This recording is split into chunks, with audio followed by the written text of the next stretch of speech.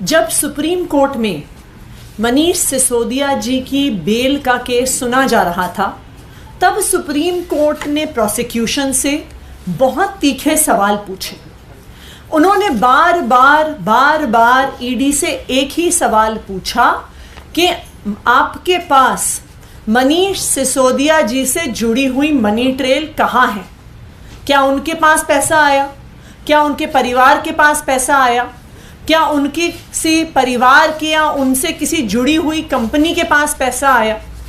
Supreme court ने बार बार पूछा कि अगर मनीष सिसोदिया के पास पैसा पहुंचता हुआ ईडी दिखा नहीं सकती है तो फिर मनी लॉन्ड्रिंग का सवाल कैसे पैदा होता है और पीएमएलए लगने का सवाल कैसे पैदा होता है?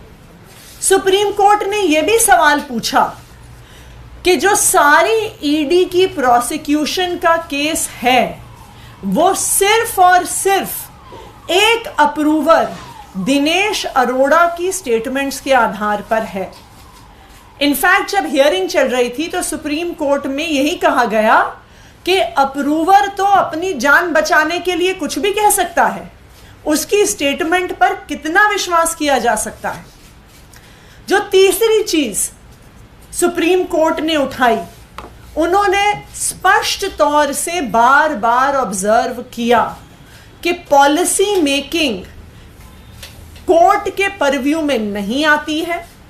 पॉलिसी मेकिंग में अगर लॉबिंग हुई भी तो लॉबिंग इलीगल नहीं है जब तक क्विड प्रो क्वो इस्टेब्लिश नहीं होता कि पैसे एक व्यक्ति से दूसरे व्यक्ति के हाथ में गए और जिस व्यक्ति के हाथ में गए उसने उस ब्लैक के पैसे को व्हाइट करने की कोशिश की, यानी मनी की लॉन्ड्रिंग की कोशिश की, तब तक पीएमएलए लागू नहीं होगा, तब तक कोई गुनाह नहीं होगा। इन तीखी ऑब्जर्वेशंस के बावजूद आज कोर्ट ने एक विपरीत ऑर्डर दिया है। जो सारे मुद्दे कोर्ट ने बार बार खुद उठाए, आज ऑर्डर में सुप्रीम कोर्ट ने बेल मनीष सिसोदिया जी को नहीं दी है। इसलिए अब हम जो ऑर्डर सुप्रीम कोर्ट ने दिया है वो शायद अभी थोड़ी ही देर पहले अपलोड हुआ है सुप्रीम कोर्ट की वेबसाइट पे, उस ऑर्डर को हम स्टडी करेंगे। उस ऑर्डर में जो भी सारे कानूनी मुद्दे उठाए गए हैं उसको आम आदमी पार्टी, हमारे सारे वकील गहराई से देखेंगे और जो सारे लीगल ऑप्शंस हमारे पास अवेलेबल हैं उनके आधार पर हमारे नेक्स्ट स्टेप्स को डिसाइड किया जाएगा। सुप्रीम कोर्ट का हम सम्मान करते हैं, लेकिन उस सम्मान को करते हुए भी हम बहुत सम्मान पूर्वक ये कहना चाहते हैं कि हम आज जो सुप्रीम कोर्ट ने निर्णय दिया है उस निर्णय से असहमत हैं और उस निर्णय को लेकर आगे क्या क्या कानूनी कार्रवाई हो सकती है उसको बिल्कुल एक्सप्लोर करेंगे। आम आदमी पार्टी एक ईमानदार पार्टी है।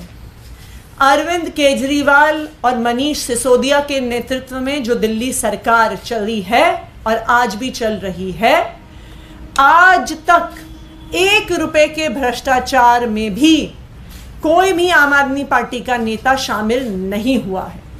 आम आदमी पार्टी ईमानदार थी, ईमानदार है और ईमानदार रहेगी।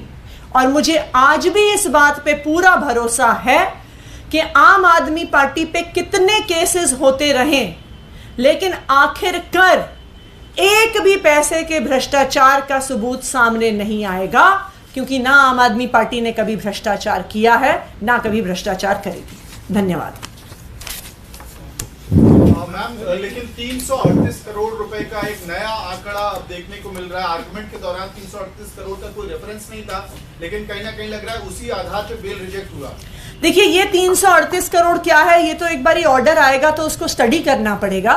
लेकिन जो पॉइंट सुप्रीम कोर्ट ने खुद उठाया था कि ये पैसा मनीष सिसोदिया के पास पहुंचा या नहीं पहुंचा, क्या उनके पास पहुंचा, क्या उनके किसी परिवार के व्यक्ति के पास पहुंचा, या उनके या उनकी किसी परिवार से जुड़ी हुई किसी कंपनी के पास पहुंचा, ये सवाल, इस सवाल का जवाब तो आज भी वही है। क्योंकि ईडी के अपने आरोपों में भी मनीष सिसोदिया के पास कोई भी पैसा पहुंचते हुए वो नहीं दिखा रहे हैं। तो ये 338 का फिगर क्या है, ये सुप्रीम कोर्ट की बहस में नहीं आया था आज तक।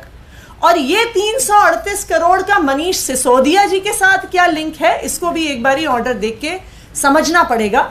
लेकिन जैसे मैंने कहा, आम आदमी पार्टी एक ईमानदार पार्टी है।